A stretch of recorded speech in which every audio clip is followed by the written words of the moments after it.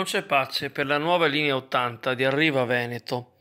La corsa diretta a Venezia, partita ieri attorno alle ore 13 da Sottomarina, si è dovuta fermare al semaforo di Valli per un tamponamento subito.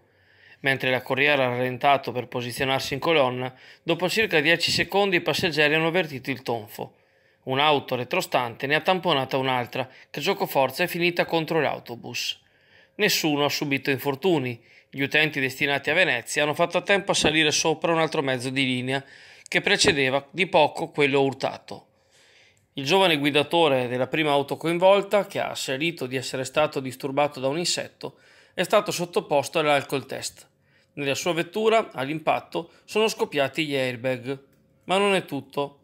Una delle corse successive, sempre all'altezza di Valli di Chioggia, è stata bloccata da un'avaria. Non la prima che succede da quando, lo scorso 10 giugno, Arriva Veneto è subentrata da CTV nella gestione del servizio, che si aggiunge ad altri disagi ormai quotidiani, come i ritardi, le mancate coincidenze e l'esiguità di posti a sedere nel livello inferiore delle corriere a 2 piani.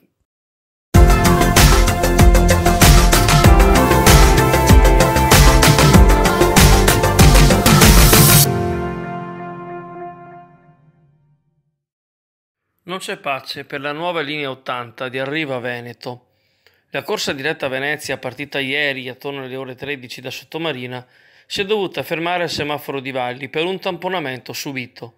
Mentre la corriera ha rallentato per posizionarsi in colonna, dopo circa 10 secondi i passeggeri hanno avvertito il tonfo. Un'auto retrostante ne ha tamponata un'altra, che giocoforza è finita contro l'autobus. Nessuno ha subito infortuni. Gli utenti destinati a Venezia hanno fatto a tempo a salire sopra un altro mezzo di linea che precedeva di poco quello urtato. Il giovane guidatore della prima auto coinvolta, che ha asserito di essere stato disturbato da un insetto, è stato sottoposto all'alcol test.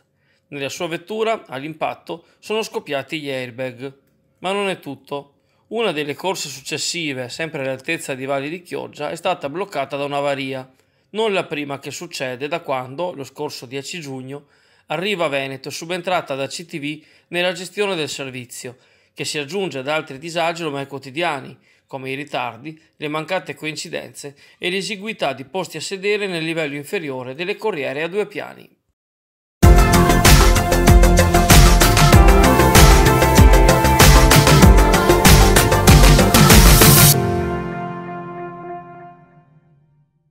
Sono trascorsi 15 giorni dalle rumorose dimissioni dell'assessora Patrizia Trapella, che aveva le deleghe ai servizi sociali, alle pari opportunità, alla pesca e all'agricoltura, e ancora non è stata rimpiazzata in seno alla giunta stellata di Alessandro Ferro.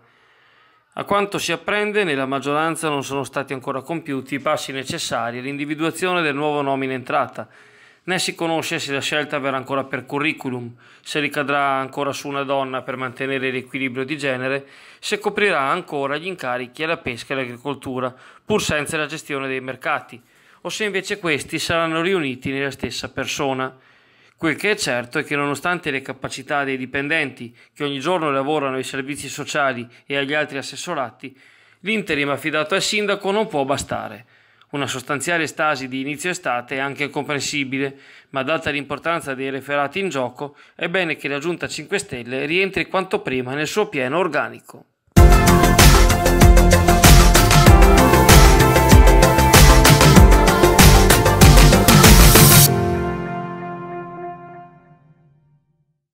Duplice appuntamento editoriale a carattere musicale organizzato dalla Proloco e dalla Fondazione Clodiense al cortile di Palazzo Grassi. Musica, arte e storie inizia domani sera alle ore 21 con la presentazione del volume 1000 dischi per un secolo 1900-2000 con lo storico della musica Enrico Merlin, musicista e compositore egli stesso. Il libro affronta la storia dei generi sorti e sviluppatisi negli ultimi 100 anni, con i movimenti e le correnti artistiche che fanno da sfondo. L'ingresso è gratuito. Martedì 26 invece, sempre dalle ore 21 al cortile di Palazzo Grassi, il direttore d'orchestra Marco Guidarini illustrerà i contenuti del suo Guida in viaggio verso Praga, racconti mozartiani, che unisce l'immaginazione narrativa alle suggestioni offerte dalle opere di Mozart. Cosa ci consigli oggi? Oggi abbiamo queste bellissime seppie fresche da Nasta Sì, abbiamo preso ieri al mercato intimo. Quindi sono prodotti locali, tutti giochi, freschi. Quanto vengono oggi? Oggi a 14 euro. Dai, un chilo che andiamo via, li facciamo subito, dai. Amici di Network Azzurra, buongiorno e buon mercoledì. Dunque, fino a domani sera, giovedì, anticiclone delle Azzorre in grande spolvero in distensione verso occidente, quindi segno tangibile di belle giornate soleggiate, calde al punto giusto, con pochissima umidità e tempo quindi stabile.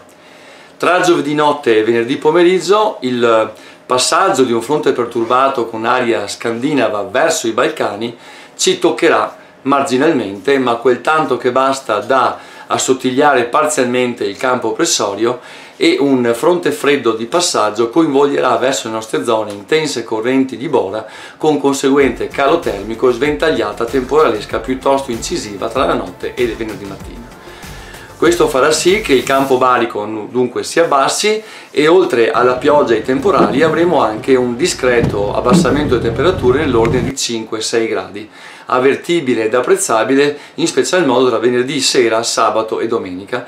Poi ci sarà un ristabilimento delle condizioni anticicloniche azzorriane per buona parte della prossima settimana, con ripresa del campo termico ma con naturalmente temperature che non saranno mai eccessive. Questo è il sintomo classico dell'estate italiana, con campo azzorriano disteso ma con minimi pressori in ampio Atlantico, quindi naturalmente mai giornate troppo calde.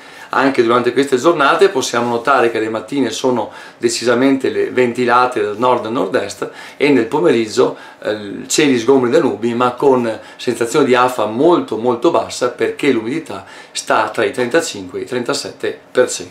Quindi tutto sommato un'ottima estate che va avanti senza eccessi. Attenzione dunque però tra giovedì notte e venerdì mattina, perché il fronte temporalesco che si protrarrà dalla montagna poi verso le pianure della costa potrebbe avere in alcune zone veramente delle copiose piogge e anche dei venti orizzontali molto impetuosi, quindi bisogna stare un po' attenti, ma saremo più precisi domani. Vi auguro una buona giornata e ci sentiamo domani. Ciao a tutti!